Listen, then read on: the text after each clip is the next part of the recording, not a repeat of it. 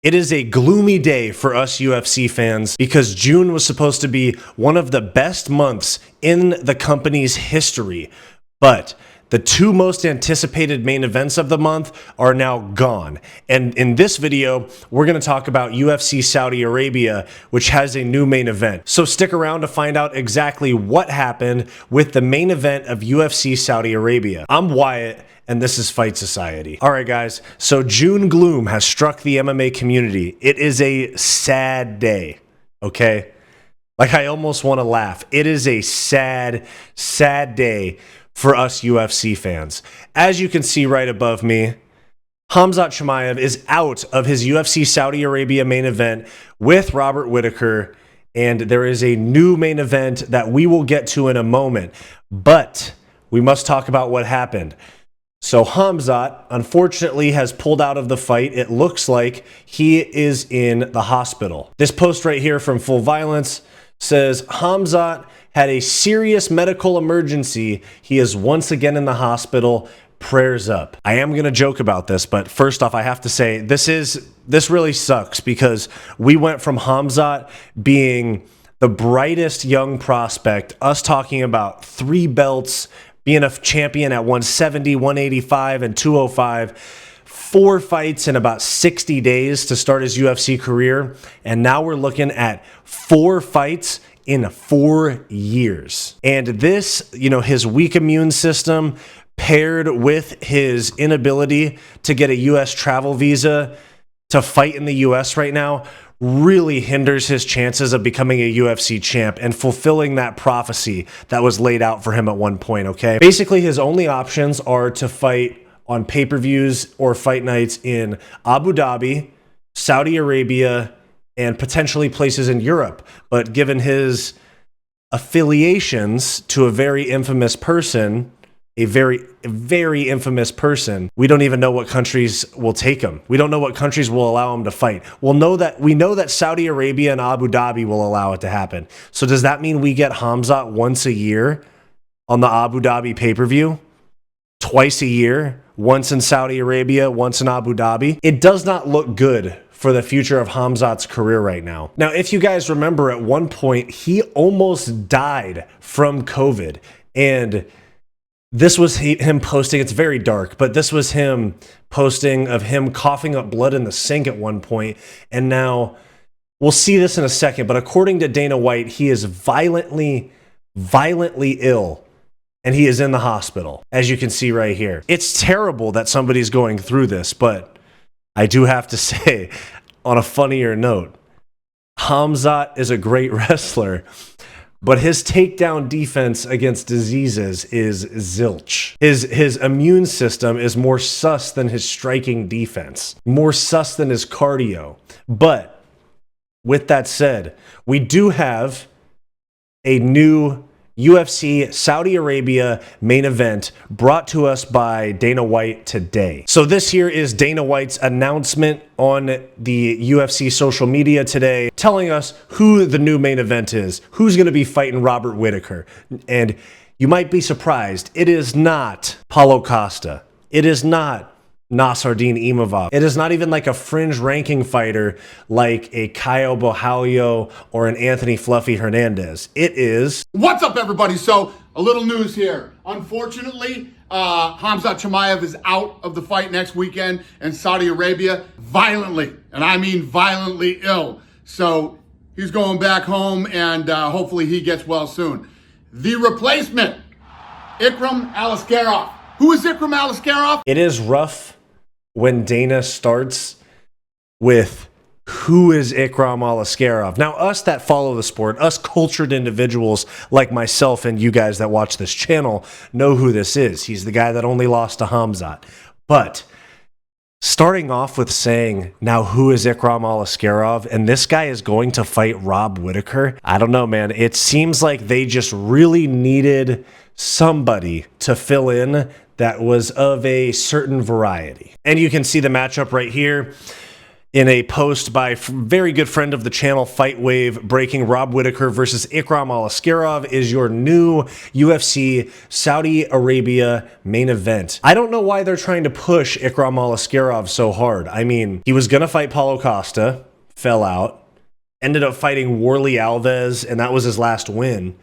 And now he's fighting Rob Whittaker. And I mean, if you look at the card, the co-main event is Sergey Pavlovich and Alexander Volkov. That would have fit perfectly for the main event. Just bump them up, make it a 5-round fight. That fight's not going to go 5 rounds anyway. Sergey Pavlovich, first round KO. But here's what I'm saying is that's 2 Russian guys. They're from the same part of the world as Ikram Aliskerov. But you know what this tells me is they want someone of a certain variety to fill in this Saudi Arabia event. This is what I'm saying is Ikram has accomplished nothing.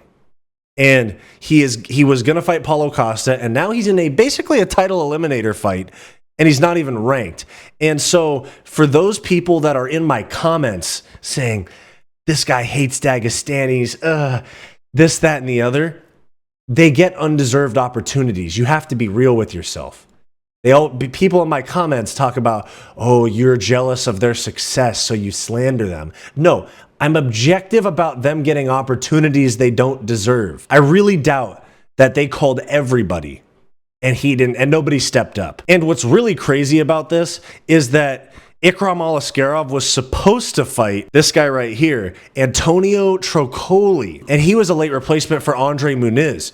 So it went from fringe ranking, almost ranked Andre Muniz, formerly ranked, I believe, and they toss him a layup with a UFC debut fighter that was gonna get slept in the first round. The bright side of this is for Antonio Trocoli because he is on the UFC roster now, kind of a blue ball because he was supposed to be weighing in tomorrow. Literally, he was supposed to be weighing in less than 12 hours from when I recorded this video. It's about 10:40 Pacific time as of right now that I'm recording this. He's supposed to weigh in at 9 a.m. tomorrow. Hey, but now, tough part of that weight cut, dodge it. Still get on the UFC roster, and you don't have to fight the guy that they think is worthy of a #1 contenders fight against Rob Whittaker. It's a win-win. He could actually get a win in his first UFC fight, even though it sucks that he's not going to get a paycheck this weekend. Still, I think that in the long run, this could work out in favor of Antonio Trocoli by not having to fight against Ikram Aliskerov this weekend. Good for him, actually. As bad as it is to not get a paycheck this weekend, good for him. We move on. See, this is what I was saying. Paulo Costa wanted in on this fight. He says, Whittaker versus Gourmet Chen Chen is down. Call me. So he wanted in on this fight, and Dana White says, no, we called everybody, and everybody said no. Ikram said yes. But really, what it is, realistically, they didn't want to rematch Whittaker and Costa 4 months after it happened at UFC 298 because this is potentially a rematch that they want to save for some other point in the future. Like if they didn't have to make this fight, they weren't going to. If Ikram would have said no, maybe they make this fight. But Paulo Costa definitely wanted this fight. You can see here from what he was saying. You know, now he's like, you know what? Let me get Khamzat. We were supposed to fight in Abu Dhabi last October. I got staff. Kamaru Usman ends up filling in. If he's still fighting, Dana and Hunter do what matters most. Reschedule this for October, Abu Dhabi Island. I need to finish the job. This is the destiny screaming louder. Chad Paulo Costa from inactive to looking for his 3rd fight this year. Let's go. Coming off of a loss to Sean Strickland, and he's like, no, don't give me Roman Dolidze. Don't give me Imavov or somebody like that. He says, give me the boogeyman of the division. I mean, I know sickness is the boogeyman to Khamzat Chimaev, but many people were calling him the future of the UFC.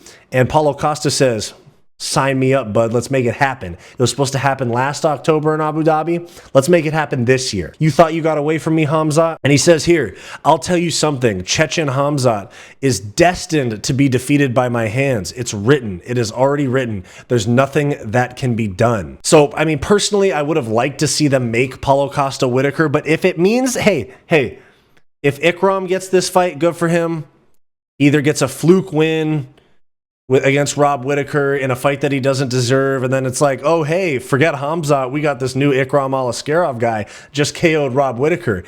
But forget all of this. If we get Paulo Costa and Khamzat in like 4 months' time, in Abu Dhabi, co-main event to Islam and Arman Tsarukyan. Sign me up. Take my money. I'll pay the $80. And in a little bit other news, but still on the same card, our favorite criminal, Sedriques Dumas, has stepped in on short notice on this card. You can see right here on Big Marcel, Sedriques Dumas versus Denis Tialulin. Sedriques Dumas fills in for Abu Azaitar, who was supposed to be fighting Denis Tialulin on this card, and now he's not. But Big Marcel says Azaitar out, Sedriques Dumas in, will fight Denis Tialulin at UFC Saudi Arabia. First seen on the board in the War Room, confirmed.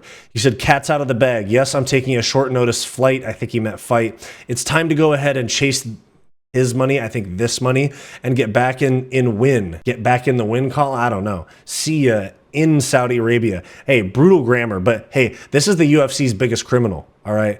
I did a video about him. I'll link it in the description down below. This is the UFC's biggest criminal. He allegedly got a domestic violence charge dropped against him, but he's got other charges pending, if I remember correctly. So he's going to need this win and maybe a bonus to pay those lawyer fees. So that's where we're at right now. We have Sedriques Dumas filling in on the prelim, so no big deal. Filling in there, and then we also have Aliskerov and Rob Whittaker in a fight that Aliskerov does not deserve, but I'm sure Whittaker was like, no, keep me on this card. It's the Saudi Arabia card, $20 million site fee for the UFC. I want this bag, okay? I want this 5-round main event bag in Saudi Arabia. I have sponsors paying me. I can't pull out of this, okay? Freaking Ikram, whatever. Give me somebody from another weight class. I don't care. Give me whatever. And so shout out to Rob Whittaker for being super game. Rob Whittaker has literally fought so many tough guys, from Israel Adesanya twice, Romero twice, Paulo Costa. I mean, the list goes on and on of hard fights that Rob Whittaker did not shy away from. I think he's going to win this fight. I'll put out a prediction video next week for it because I'm going to do some research and watch both of their styles against each other. We have a new UFC Saudi Arabia main event.